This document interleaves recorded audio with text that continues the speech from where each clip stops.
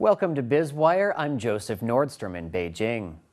China's closely watched meeting of the Central Committee has concluded with broad pronouncements of how the market will play a more decisive role in the economy. A communiqué issued at the conclusion of what's known as the third plenum of the 18th Party Congress stressed comprehensive reforms to China's economy.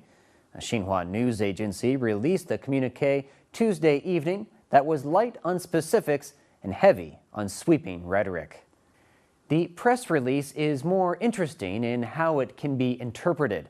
For those who hoped for the promised comprehensive and unprecedented reform can find enough in the statement to be affirmed, while those who knew it would only be a shell game of moving a few pieces around the board will likewise feel vindicated. The real results, though, are still not in and won't be for quite some time, leaving us to look for clues among the tea leaves. Among the issues that were singled out, the party said specifically in vague language that they would deepen fiscal and tax reform, establish a unified land market in cities and the countryside, give farmers more property rights, and develop a more secure social security system. Now, all of these issues are seen as vital for putting the world's second largest economy on a path to sustained growth and to avoid what economists call the middle income trap that has haunted other countries at this stage of development. More specific measures are expected to be kicked off by government agencies over the coming years to gradually reduce the role of the state in the economy.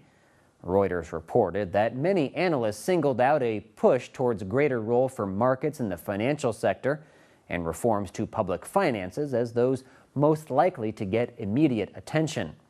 As part of that, Beijing is expected to push forward with freeing up the movement of capital in and out of China.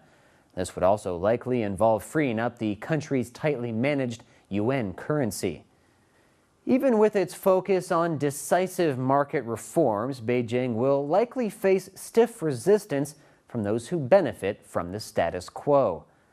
While many hoped for more actions taken to change the structure of state-owned enterprises, the network of vested interest is a powerful force against too large a shakeup. Still, indirect action to limit the monopolies enjoyed by SOEs could still come into play by opening up markets to private and foreign capital and deregulation tested in expanded free trade zones. A special working group to oversee reform will be tasked with pushing difficult reforms through the various government departments. On the surface, the creation of yet another bureaucratic group might not seem very significant, but chief China economist with the Reorient Group in Hong Kong, Steve Wong, says Deng Xiaoping did something very similar when he started the reform and opening movement 35 years ago by creating a very powerful working group. Wong says the committee will report directly into the power center of the Communist Party and will speed things up and make the reform process more efficient.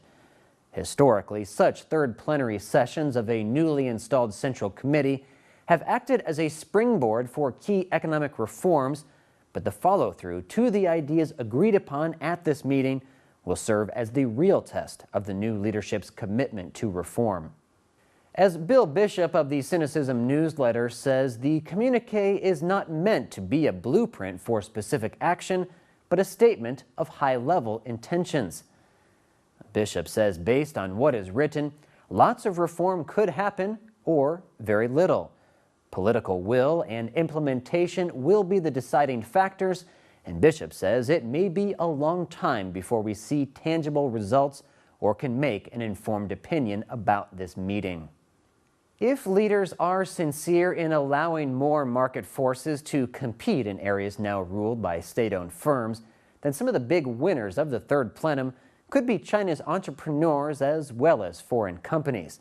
And that's not to mention what the reforms could do for the hundreds of millions who would benefit from greater purchasing power, an improved social safety net, and better job opportunities. You're watching Biz Wire on the Blue Ocean Network, China's first and only privately owned broadcast media. Our full show can be seen on our website, BONTV/biz-wire. In just a second, we'll continue with more insight into the big picture of China's economy.